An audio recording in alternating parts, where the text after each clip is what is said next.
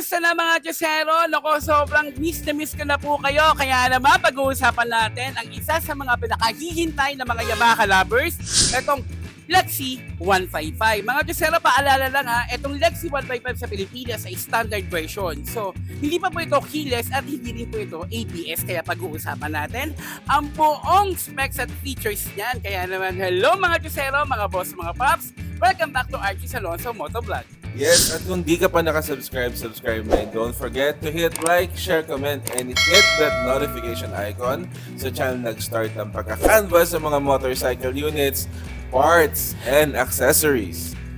At tama nga po si Walo dyan dahil pa ang YouTube channel natin yung pinaka-OG pagdating po sa Yamaha Canvassing Motorcycle Parts Canvassing Channel, di ba? Maraming salamat po sa 131,000 subscribers. Maraming salamat din po kay Ma'am Jody dahil pinaulakan niya po tayo na pumunta dito sa Yamaha Nagtahan para po i-vlog natin ang Lexi 155. Kaya mga Diyosero ha, pagkaabangan niyo pa po ang mga dadating pa dito sa YouTube channel ng mga iba't ibang klaseng mga vlog na motorcycle. Maparepo man yan o mga bagong motor yan. Kaya naman, pag-usapan na natin yan in 5, 4, 3, 2, 1.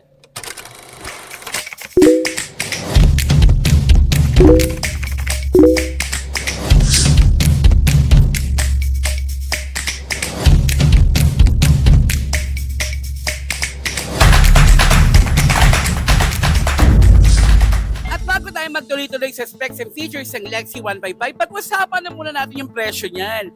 Dito po sa Yamaha Nagtahan ng SRP niya ay nagkakahalaga ng 99,900 pesos. At kung installment naman ang kukunin ninyo mga Diyosero, may discount po ito na 4,000 pesos. Kaya ang magiging down payment naman natin ay nasa 19,980 pesos. So sa lahat po ng may interesado na kumuha ng Lexi 155, ang number po ay nasa screen lang para po sa Yamaha Nagtahan dito sa Manila. At ang kanilang store po ay open from Monday to Saturday from 8 a.m. to 5 p.m. Okay mga Diyosero, umpisa na natin. Simulan natin sa harapan ng Yamaha Lexi 155. Mapapansin agad ang aggressive na design ng front fairings na nagbibigay ng sporty at premium na dating sa scooter na to. Naka-LED headlight na rin siya kaya maliwanag talaga ang ilaw lalo na paggabi. Habang ang signal lights naman ay bulb type na simple at madaling palitan. Pagdating naman sa suspension, gumagamit ito ng telescopic fork sa harap para mas smooth at komportable ang takbo. Ang front tire size ay nasa 90 by 90 14 tubeless kaya maganda ang kapit sa kalsada. At sa preno naman, naka-hydraulic disc brake na rin ito sa harap para sa mas siguradong braking power. Sa side view naman ng Yamaha Lexi 155, makikita ang sleek at streamlined na body design nito. Ang mga body lines ay pahaba at aerodynamic kaya nagbibigay ng premium at elegant na dating. Kapansin-pansin din ang malapad na footboard na nagbibigay ng mas komportableng riding position para sa rider. Pagdating naman sa panel gauge ng Yamaha Lexi 155, naka full digital LCD display na to na may maliwanag na blue backlight kaya madaling basahin kahit araw o gabi. Makikita dito ang speedometer, fuel gauge, trip meter at iba pang riding information.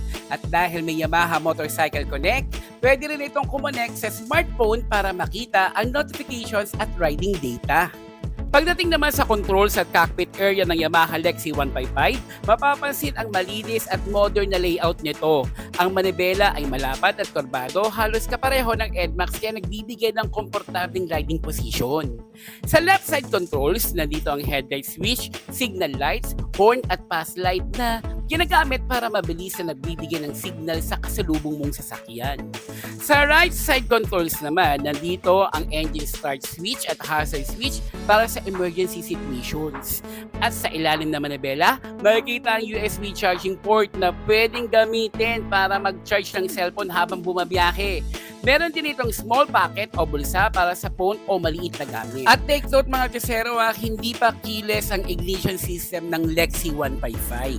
Pagdating naman sa footboard ng Yamaha Lexi 155, mapapansin na ito ay malapad at flat design. kaya nagbibigay ng mas komportableng pwesto ng paa habang nagmamaneho. Dahil sa ganitong design, mas relax ang riding position at pwede ring mag-adjust ng paa lalo na sa long ride. Pagdating naman sa upuan ng Yamaha Lexi 155, mapapansin na ito ay mahaba at malapad ang design. Kaya komportable, hindi lang para sa rider kundi pati na rin sa back ride.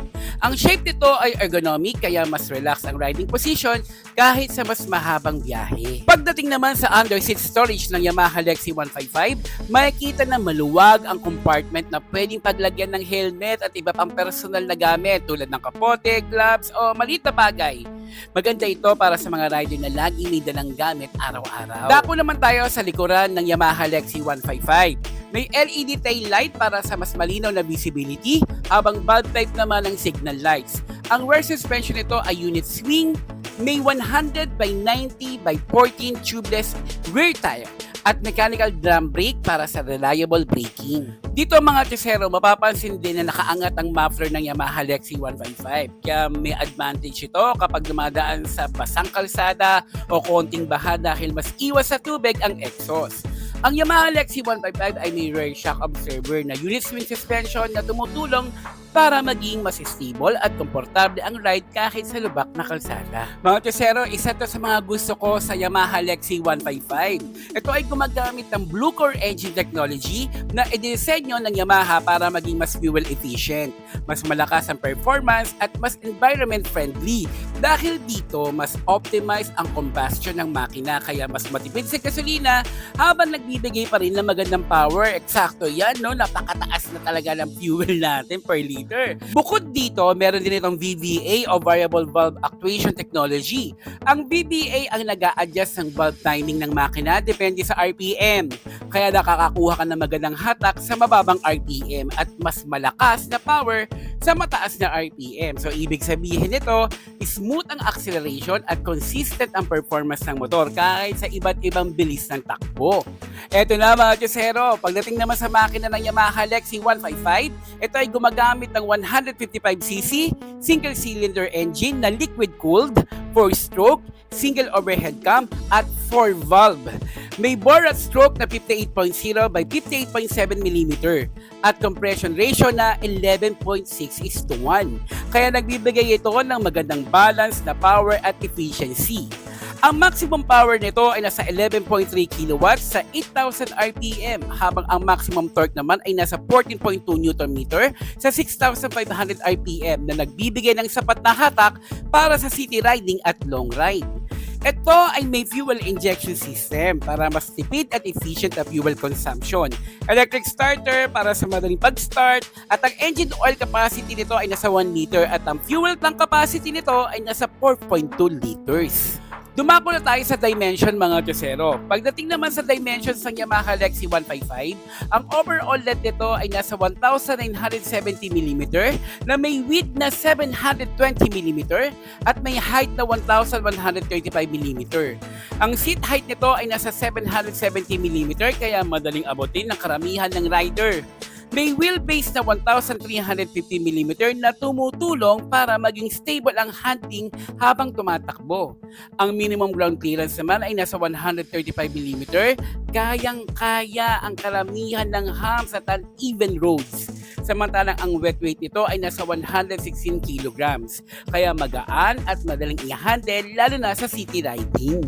So ano na mga tesero, ayan ang Yamaha Lexi 155, isang scooter na comfortable, modern at may sapat na power para sa pang-araw-araw na biyahe. Nako, gusto ko to mga tesero.